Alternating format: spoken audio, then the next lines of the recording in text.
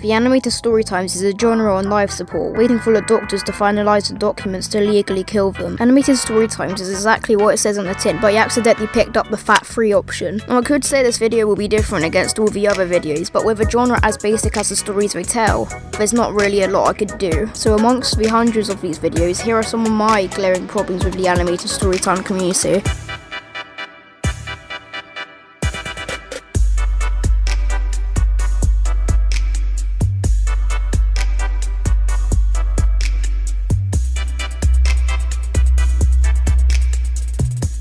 Age is a massive issue amongst the animated Storytime community, and I think it comes in two ways. The age of the genre in general, I'd say, is the most glaring issue of the animated Storytime community. Considering how much these channels like to claim they're introverted, the well of stories they can tell is drying up fast. Now, I don't necessarily think you need an interesting story for an interesting video, but with less interesting stories, you generally get more generic stories, so for the most part, you could potentially go to someone else for the same video in the future. If you're picking at straws, then you're going to need to make it up in some way, like audio, art, or animation, which a lot of these channels struggle to do. Katsune, for instance, I feel is a good example of someone who claims to be introverted, and her videos reflect that. Her videos sometimes cover stories, but mostly general topics like furries and laws, so she'll never run out of topics to talk about. My second gripe is with the age of the people who make these videos. With videos that have easy to digest stories and colourful and simple art, you could imagine they appeal to a younger demographic. I don't have a problem with young people making these videos. If it makes them interested in creating instead of just playing Fortnite or whatever, then I'm fine with it. What I have a problem with is people using their age as a shield of criticism. In a DM, the old one's out sent to Ellis Mark after his own video on the topic. The old one's out compared him to Leafy as he, quote, bullied Luke or something for holding his content up to the standard of James. Now, I'd like to preface this by saying I don't like James's content. His videos could be interchanged for one another and they could still be the same, and the fact that he's now outsourced a lot of his work and posts just as inconsistently, and how much he's ramped up his amount of merch shows he no longer cares about YouTube.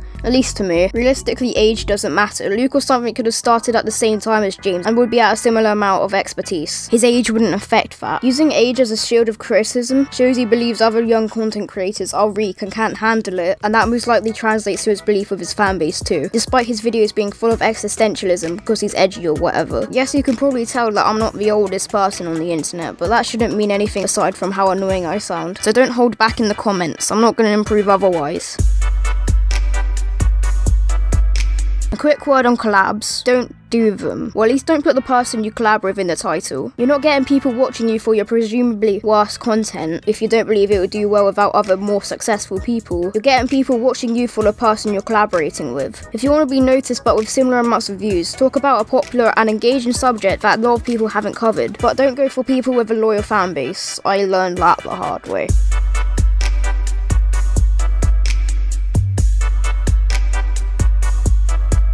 These animators are often held as the reanimators of YouTube animation. Get it? In fact, they didn't care about the YouTube algorithm and can still be successful. Stop saying that. 1. The majority of animated Storytime videos aren't animations or animatics either. Now, I'm not going to focus on this point because Ellis Mark has already made a video with a similar point, but it's illustration. Most of these people illustrate images to go along with their voices with minimal editing, and the majority of people who still do full animation outsource a lot of their work now. And yet, Tim Tom still takes 4 months to make a video that was barely made by him. 2. They obviously do care about the algorithm. I doubt many of these YouTubers would still be making YouTube videos if their older videos were still promoted as much as they were at the start of the video's lifespan. Making YouTube videos is draining, especially if you put as much effort into these videos as I do. I'm not trying to brag, but I could definitely do worse. Considering a lot of these videos are still illustrations instead of full animation, makes it obvious they do care about the consistency of uploads, or they just don't have any ambition to improve. Consistency of uploads is important in how much your videos are promoted. That's why James used to make time lapses of the creations of his comics. And 3. Storytime YouTubers that don't post regularly only get popular because of how much YouTube themselves, not the algorithm, likes to promote them, constantly putting them on trending and putting smaller creators as creators on the rise. I would imagine YouTubers putting Storytime animations into trending and recommended just so YouTube can be seen as a more diverse platform.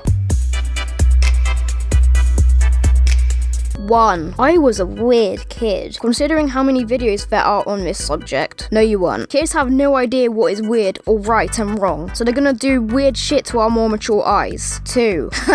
Random thoughts. Name. Addition. Thoughts aren't random. Something has to trigger them, obviously. They only seem random when they're collected all together. Just because James made it aware that Jaden came up with the topic doesn't make it funny, and it wasn't funny in the first place. That many of these kids actually thought in the same way as Jaden, meaning a lot of them most likely tried to come up with similar ideas as Jaden's thoughts instead of making them, well, randomly. And 3. The live action drawing collab. These are fine, but I do think a lot of them try too hard to be funny without the assistance of a script. And they're not too interesting because usually it's just them talking despite the lack of a personality.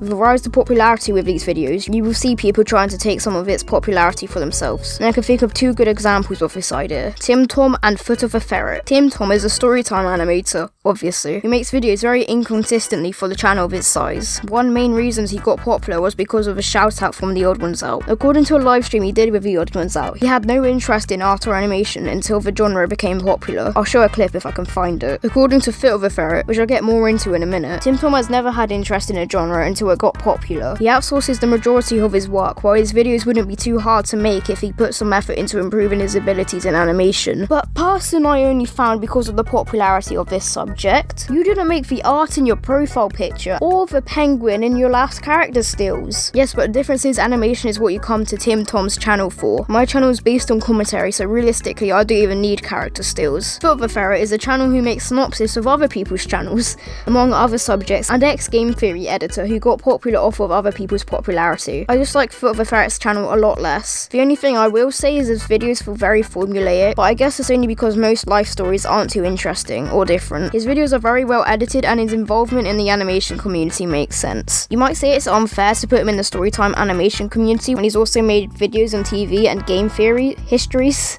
but consider there's lots more videos on YouTubers, especially Storytime YouTubers, and they do significantly better. Regardless, his popularity comes from other people's popularity, so that's why he's in this part of the video.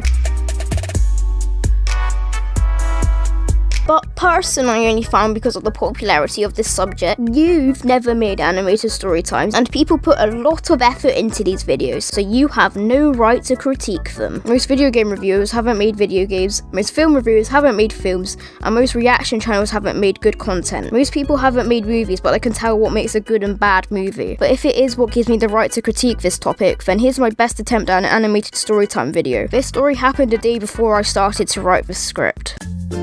So it's the second day of our new school year, and I walk into our tutor room to see if my 2 friends already there. I sit down near them and they're talking about Johnny. I say, "You are all normies." So one of them says, "Isn't that from Family Guy?" And I start dying laughing. Apparently not then.